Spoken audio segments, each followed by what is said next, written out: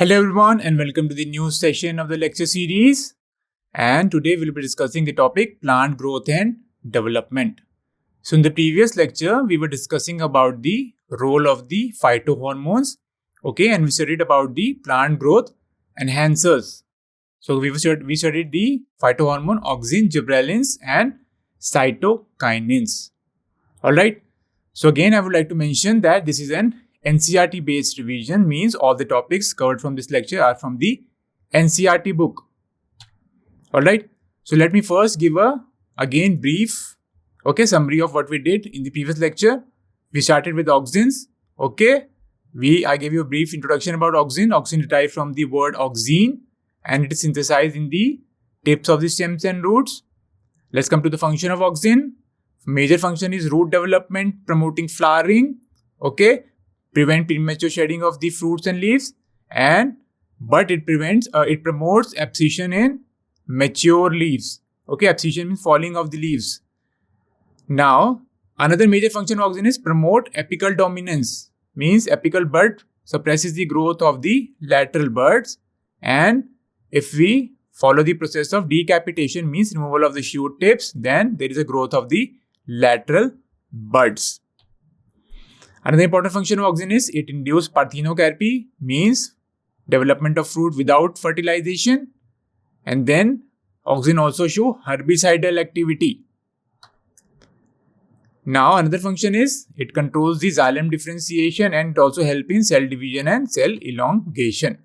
Now coming to gibberellins, there are about 100 types of gibberellins or more than 100 gibberellins. And what are the functions? They help to increase the length of the axis. Alright, they delay the senescence process. Senescence, what is senescence? It is biological aging which leads to death.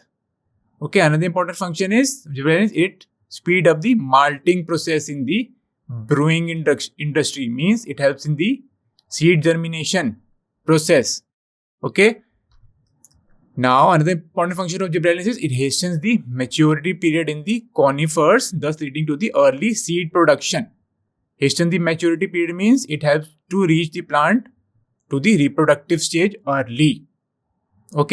And then another major function or important function of gibberellin is it promotes bolting, means internode elongation just before flowering.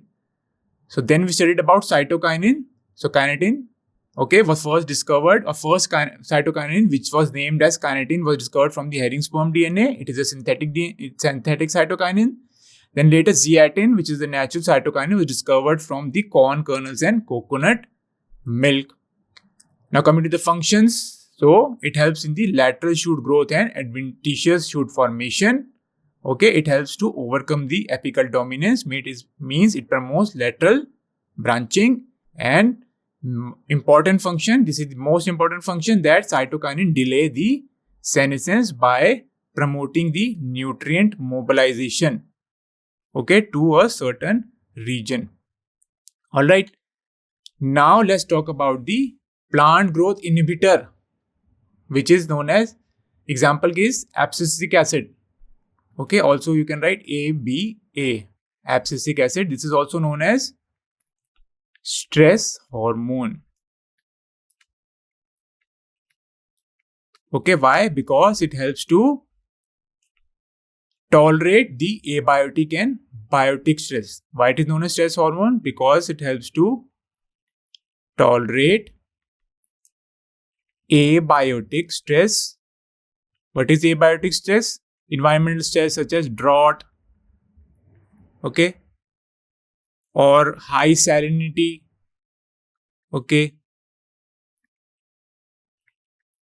and many more, high temperature,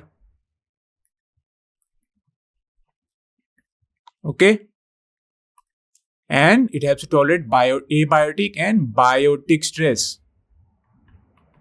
Biotic stress, such as caused by microorganisms and pathogens.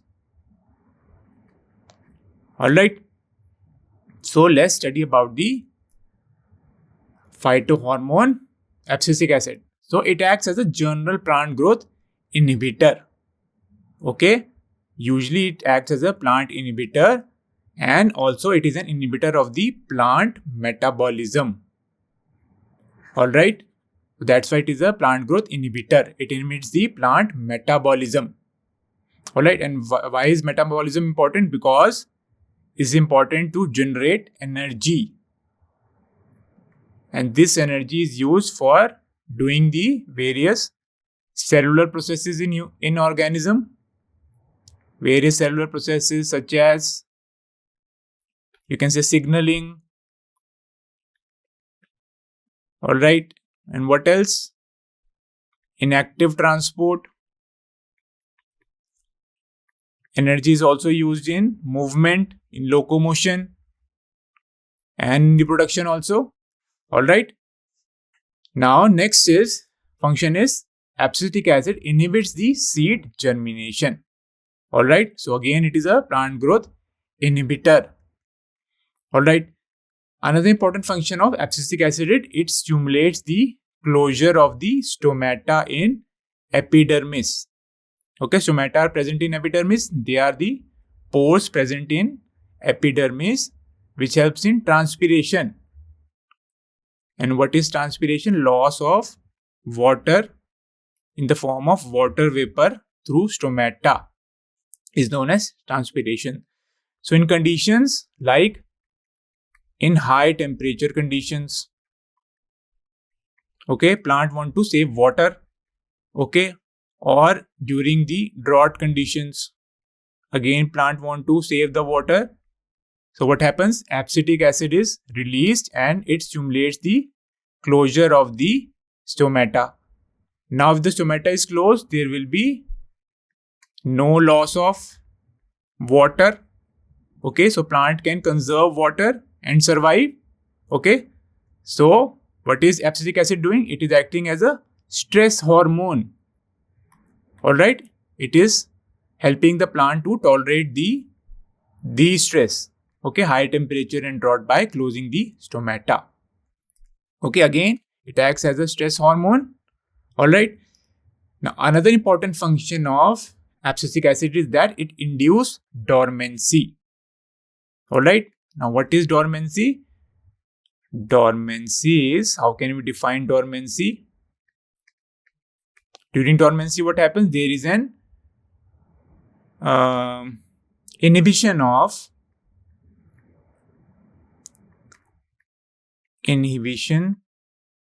or you can say temporary inhibition. Okay, this inhibition is temporary, not permanent, and depending on the conditions, okay, dormancy can break and seed can again germinate. So here they are talking about the dormancy of bud and seeds. Okay, so abscisic acid, what it do? It induce bud and seed dormancy. And how dormancy can be defined? Temporary inhibition of the physical activity of the seed. Physical activity of the seeds. Alright. Now, why it induced dormancy? Okay, what is the significance of inducing dormancy?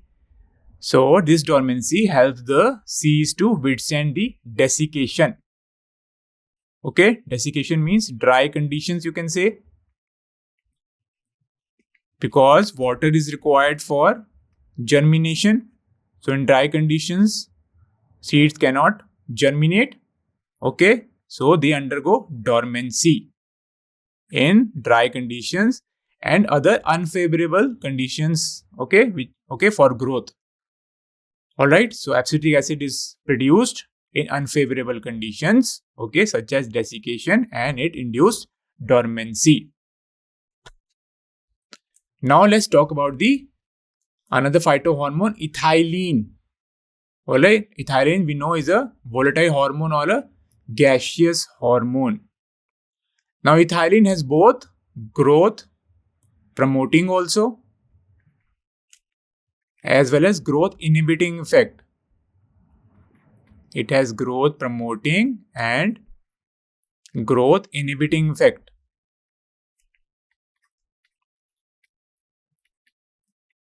Alright.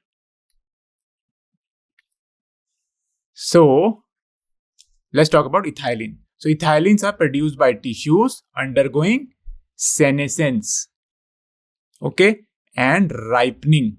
It is also produced during the ripening of the fruits. All right. Now we already know that how ethylene was discovered. It was discovered from the unripe fruits. Okay.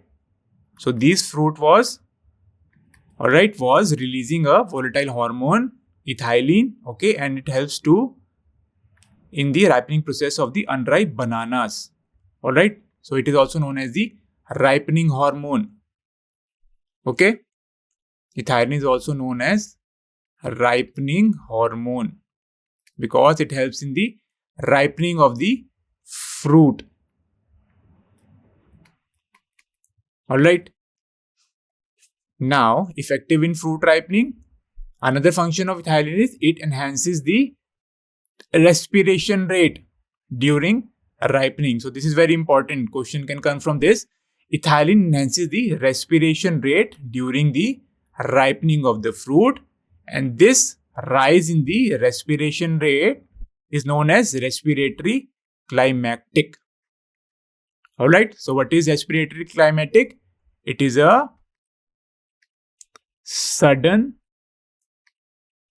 and sharp increase in the respiration rate.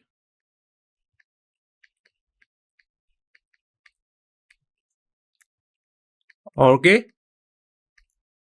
So this is known as respiratory climactic. This is because of the presence of the hormone ethylene.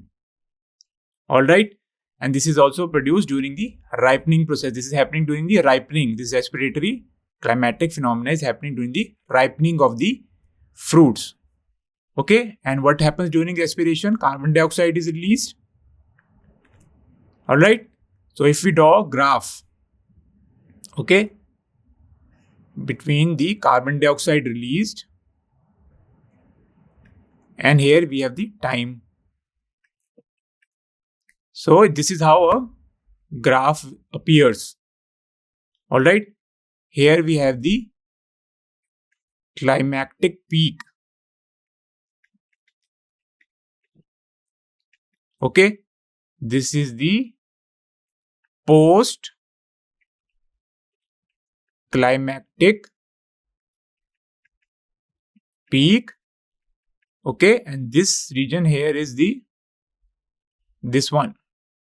Okay. This is the climactic rise.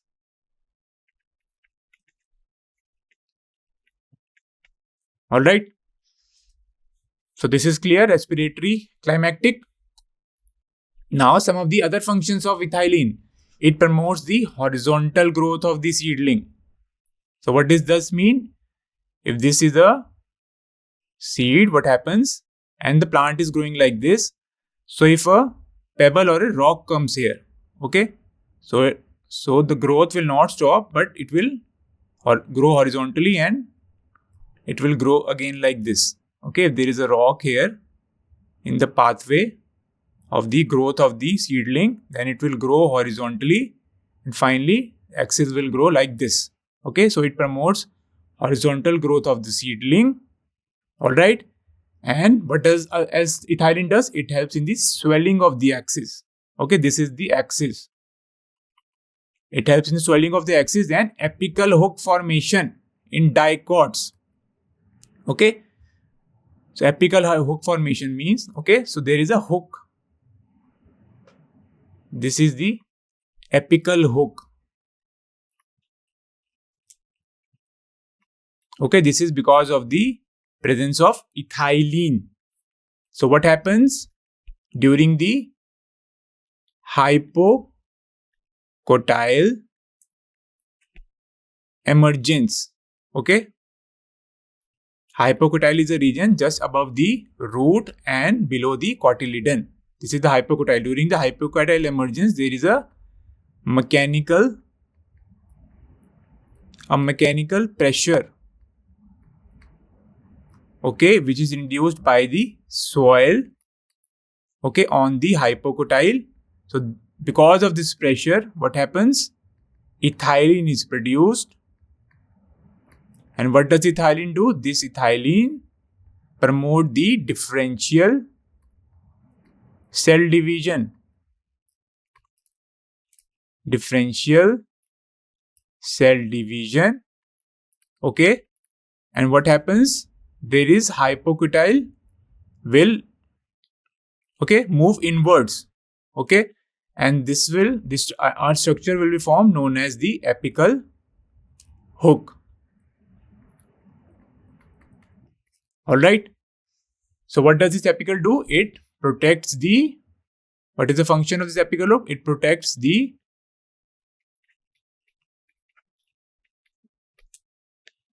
shoot tips from physical damage. From physical damage.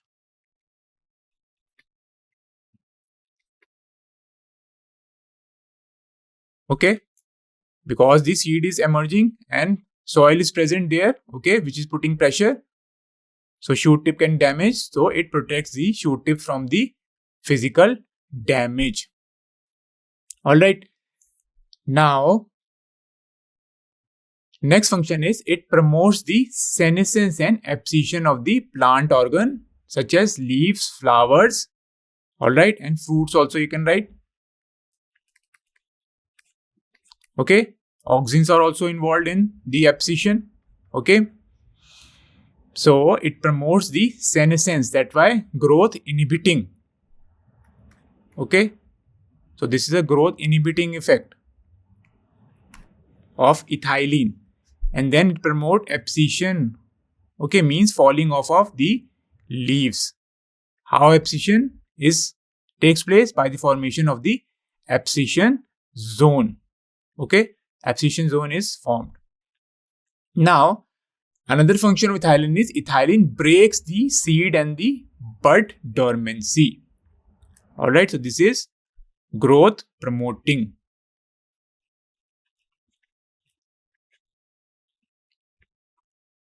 It's a growth promoting effect because it breaks the seed and bud dormancy and helps the seed to germinate.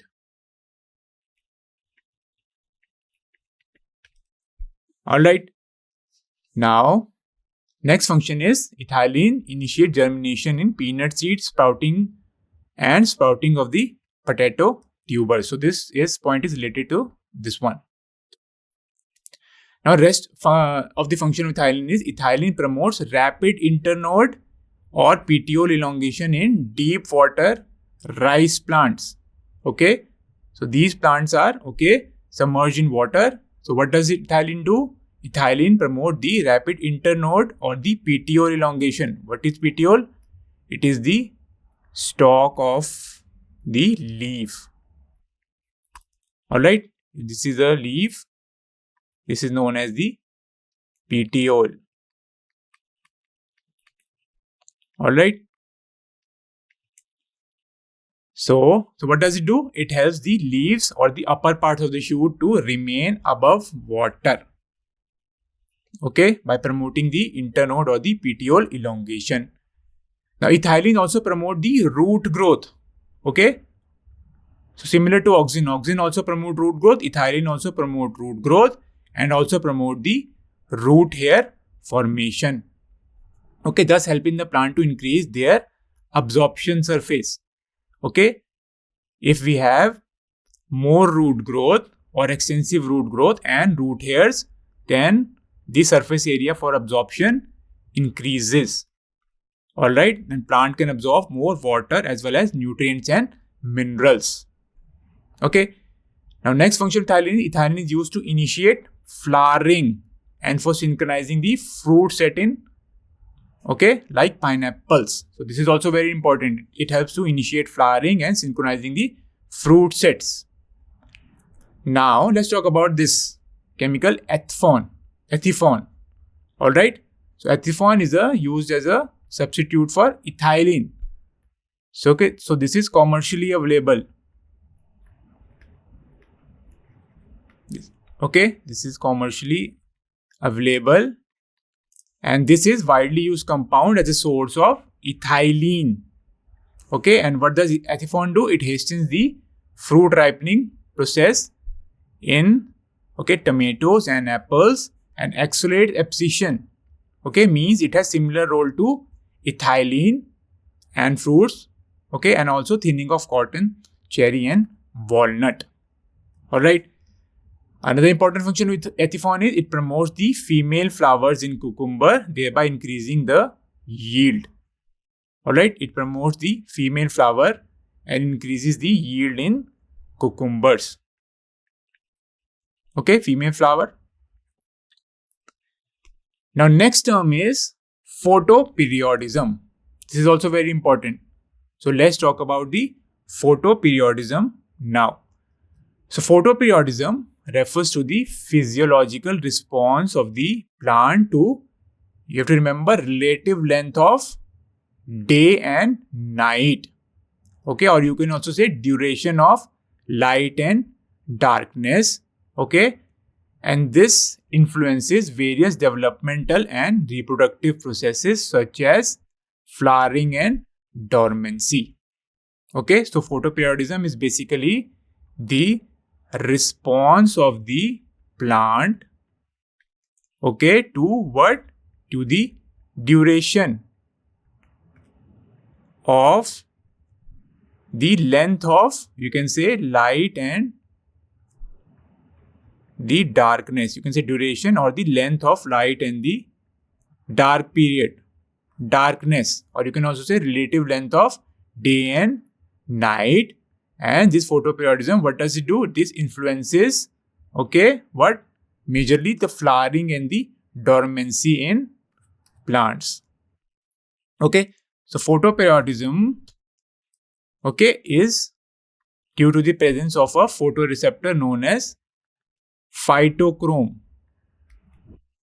Okay, and what is the site of perception? Site of perception is leaves. Okay, so leaves are the site of perception, means they absorb the sunlight. Okay, and what absorbs sunlight? A photoreceptor known as phytochrome. So phytochrome is involved in this photoperiodism phenomena. Okay, now how does flowering is initiated? So there was a hypothesis given that there was a substance which is produced in the leaves. Okay, so a substance is produced in the leaves and this substance is transferred to where? They are transferred to shoot apical meristem. Alright, so suppose a substance is produced here. This is transported to the shoot apical meristem, and then what happens? There is flower induction, flowering happens. Okay, so this was a hypothesis.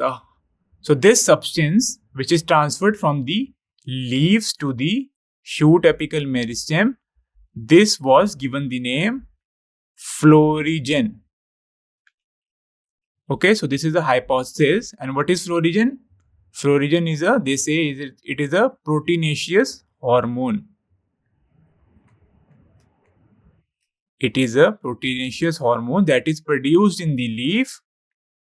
Okay, produced in the leaves and migrate to the shoot apical meristem and induce flowering. Okay, now let's talk about the short day plants. Okay, so within photoperiodism, we will study about short day, long day and day neutral plants. Now, what are short day plants? Okay, plants that initiate flowering when the duration of daylight is shorter than the critical threshold.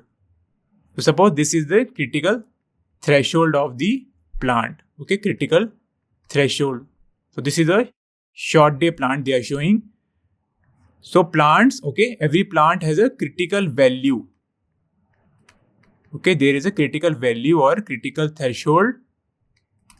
So the short day plants require sunlight less than the critical photoperiod. Okay, they will only flower when the duration of the daylight is shorter than the critical value, you can say. Okay, if the critical value suppose is 12 hours. Okay, the entire day is of 24 hours. Okay, if the critical value is 24, this is the critical value, 12 hours. Critical value is 12 hours. Then the short day, plants will flower when they are given, suppose, 10 hours. Okay, which is less than the critical value. Okay, then only they will flower. Alright, so in this figure you can see the sunlight or the length of the day is less than the critical photo period, only then it is flowering. Okay, and there is no flower if more duration of light is given to this plant. Okay, next are the long day plants. So in long day plants, what happens? Plants begin to flower, or plants flower when the duration of the daylight exceeds the critical value. Alright, so here you can see this is the critical value, and what happens? Flowering will only occur if the duration of the daylight is more than the critical value. Now let's talk about the day neutral plants. So what happens? Here the flowering is independent of the length of the light exposure. Okay, so these plants they don't depend on the duration of the day and light. They are independent of the length of the light exposure. So this is a day neutral plant. Here what happens? The flowering occurs only after the vegetative maturity. After vegetative, we have the reproductive phase, in which what happens? Flowering takes place during reproductive phase. Alright. Now let's talk about the term vernalization. So in vernalization, what happens? It is a process in which exposure of certain plants to a prolonged period of low temperature. Okay, so you have to remember, vernalization is the exposure of the plant to a period of low temperature which stimulates or initiate flowering. So it is a method of flowering in the plants by giving them low temperature. And what is the importance of vernalization? It prevents the premature reproductive growth. Alright.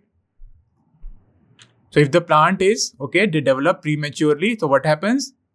The plant won't be healthy. Alright. So it prevents the premature reproductive growth. Now let's talk about the examples of the vernalization. So some of the fruit crops like wheat, rye and barley, they are cultivated 2 times biannually. Okay. So some varieties are spring varieties, some are winter varieties.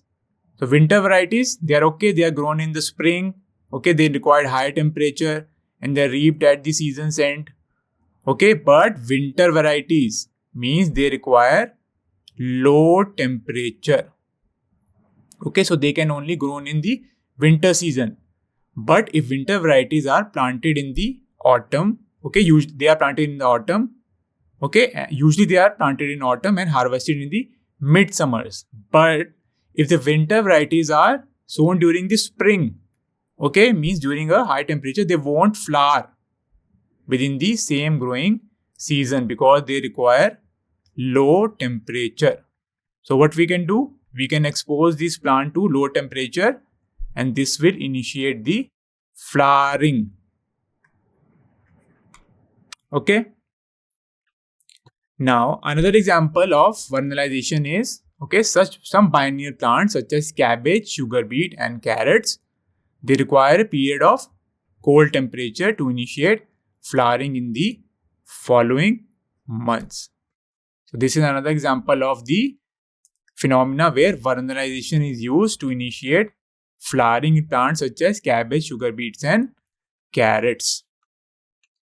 So this was the end of this session and the end of this chapter. Hope you enjoyed it and thank you very much for listening.